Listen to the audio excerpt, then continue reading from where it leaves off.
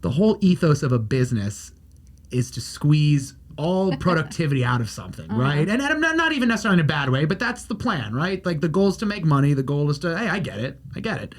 But it's funny how a business which sole focus is productivity and profit, probably I would say most businesses don't care about like, did you get enough sleep? Like, are you well rested? Right? Like, so what is that like a funny thing that you always run into? Is that like a funny dichotomy that you always like? They're like, we want our people to like working here and feel good, and we want to support their healthy habits, but also like, let's go. Yeah, like get it sign together. In early, log off late, right? Like, most of the time when I'm working with a company, it's because they have like a wellness program, or it's more about the culture. Right. At first, I think they, again, if we're just being honest, I think they reach out to people because they just want to like improve their culture. They want to seem like they're doing the right thing for their people. Right. And like, who knows if they care if it really works or not.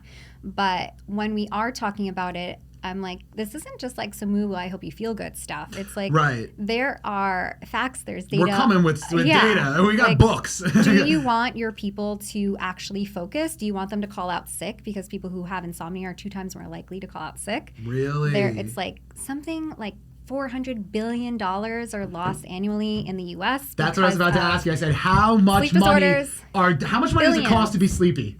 Billions. $400 billion? Is that what you just said? And it's not just, that's like, I think the conglomerate of a whole bunch of things. It's like, it's people calling out sick, sure. It's also people having presenteeism. So they go to work, but they're zoning out. We're already scrolling all day long, right? But and you're already at your desk going, God, I hate this. You're already having a hard time, but like, you can't focus, or you like, aren't listening in the meeting, and it's kind of like, what's the point of even being there because you're so tired? And then there's also motor vehicle accidents on the way to work, or accidents at work, like the Hoboken train crash. The guy was asleep. Really? Is that what happened? He drove into the station. Is that what happened? I didn't even know. Yeah. Dude, and we can be mad at him, right? People. Like maybe, I don't remember. I think he had sleep apnea, but please don't come in for me if he didn't. No, and listen, that's how it works. This is real. I love Tracy Morgan. He's a comedian. I don't know if you remember, but probably like 10 years ago, a Walmart truck driver fell asleep and rear-ended him, and he had to have like 4 spinal surgeries. Yeah, it's not good. Like, and he like just started being all right like 2 years ago. I mean, it literally took him like 6 years because this guy just didn't get a good night's sleep. You know what I mean? It's like, like, isn't that crazy how it's like, the goods have got to get there by Thursday. So let's do it. Yeah, I find that especially with companies, it's like, it's almost the opposite ends of the spectrum. Like the average everyday person who's like sort of interested.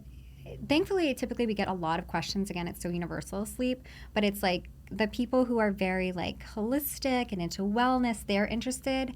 And then it's also like the people you never expect, like the CEOs and the high performers, because they're the kind of people that are go, go, go all day long. Right. And they feel like, yeah, I'm doing really great, but like I cannot sleep because my mind is always active. There's people like, Trump's bestie. We have Elon Musk, who actually has been on record saying that like he has tried to sleep a lot less. Yeah. Because he's doing so many things and he's like I busy. saw that interview and he was like it gets painful at like 5 hours a night but he's like, or something. No, I have to sleep at least 6 hours.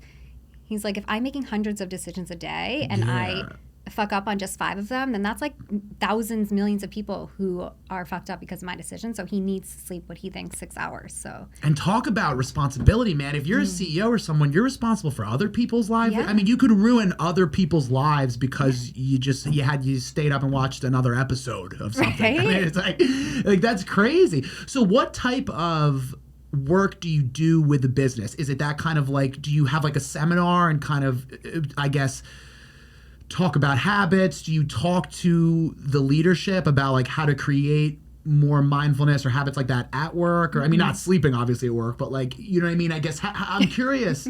That was really fascinating to me, the working with business. It kind of made me feel good. I was like, wow, that's really, most business owners are pretty dense. So sometimes it's nice when you not all business owners, but I'm saying when you meet guys who are like, like the sales office guy, it's like, you don't give a shit about sleeping, but I'm curious, like, do you have any, like, did you ever go to a company that was like, you talk to a few employees and you're like, this is the culture here is like unreal, like, and I guess have businesses ever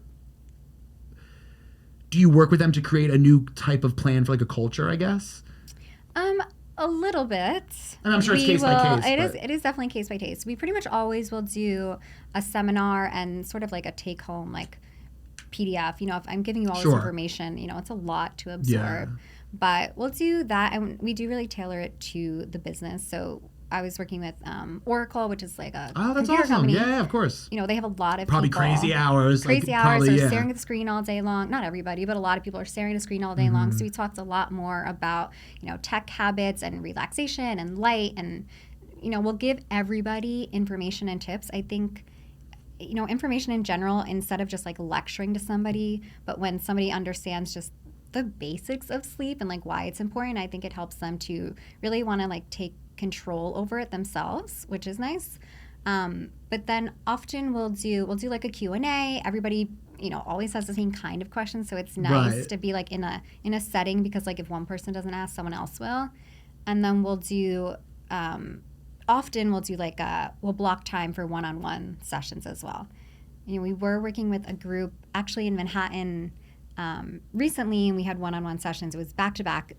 Thankfully, a lot of people signed up for them, but hell yeah, they were experiencing something that I haven't actually seen a lot of, and since then I'm seeing more and more of it, is that they were having anxiety about getting up in the morning.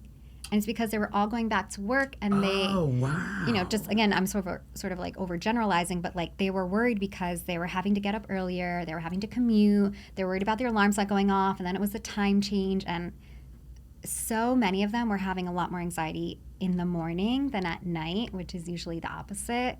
And I feel like, in these days, especially as we're like so used to remote work, I feel like that might be happening a little bit more often. And also, you know, we're in these like meetings all day long on Zoom, and yeah.